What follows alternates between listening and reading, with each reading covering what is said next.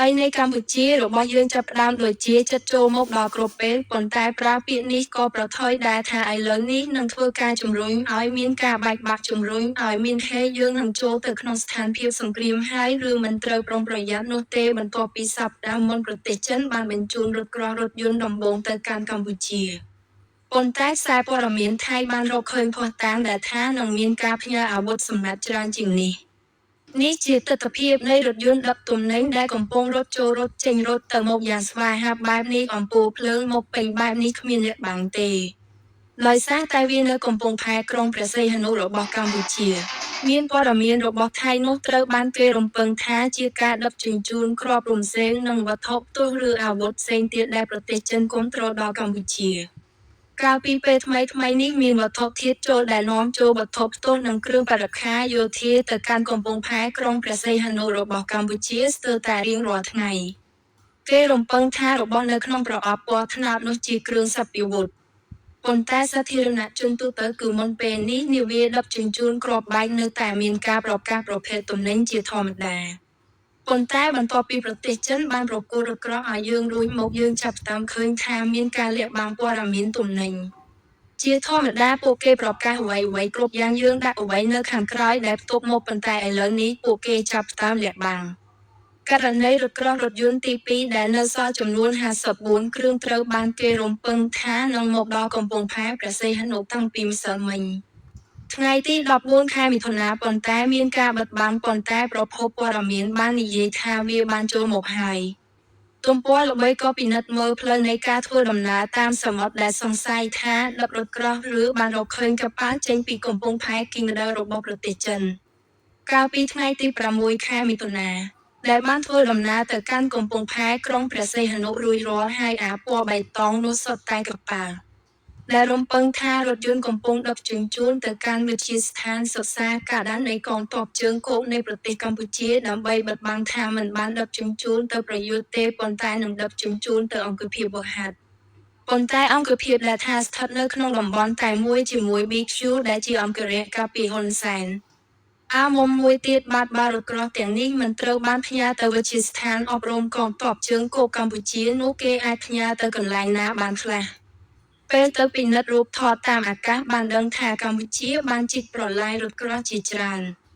នៅខាងត្បូងភ្នំសាត់សោមដែលមានចម្ងាយប្រហែល3គីឡូម៉ែត្រកន្លះប៉ុណ្ណោះពីព្រំដែន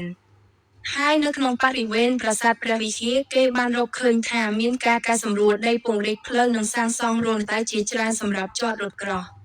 មានចម្ងាយប្រហែល6គីឡូម៉ែត្រពីប្រាសាទវាអាចទៅរួចដែលរថក្រោះទាំងនេះត្រូវបញ្ជូនទៅព្រំដែនក្នុងខេត្តណាមួយឬត្រូវមើលម្តងទៀតឧត្តមសេនីយ៍ឯកអគ្គនាយកដ្ឋអតីតយើងជាមេបញ្ជាការតំបន់ទី2បានណែនាំថាថៃគួរតែទៅប្រាប់ចិនថាបើចិននៅតែគ្រប់គ្រងគ្រឿងសព្វវុធដល់កម្ពុជាតទៅទៀតវានឹងស្របនឹងព្រះរាជាចិនគ្រប់គ្រងឲ្យកម្ពុជាវាប្រហារថៃនេះទាក់ទងនឹងការទូលផងដែរដែលពេលនេះថៃនៅតែស្ងៀមស្ងាត់យើងទទួលតាមយ៉ាងប៉ុណ្ណោះមិនទាន់បានទាក់ទងរឿងនេះឲ្យបានច្បាស់លាស់នៅឡើយទេខណៈពេលដែលរថក្រោះដែលចិនបានផ្ញើទៅកម្ពុជាអាចគ្រាន់តែជាគោលដៅឬអត់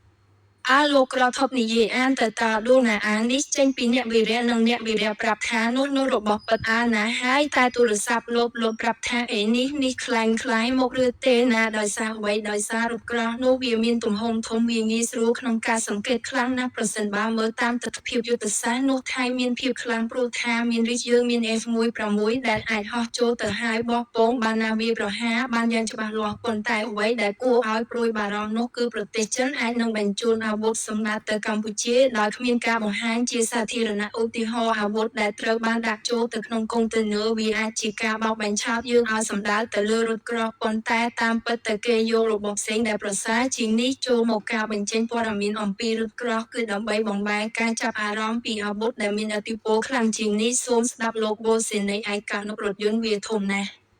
ពេលគេចេញមកយើងឃើញអ្វីដែលយើងមិនឃើញគឺពិតប្រាកដណាស់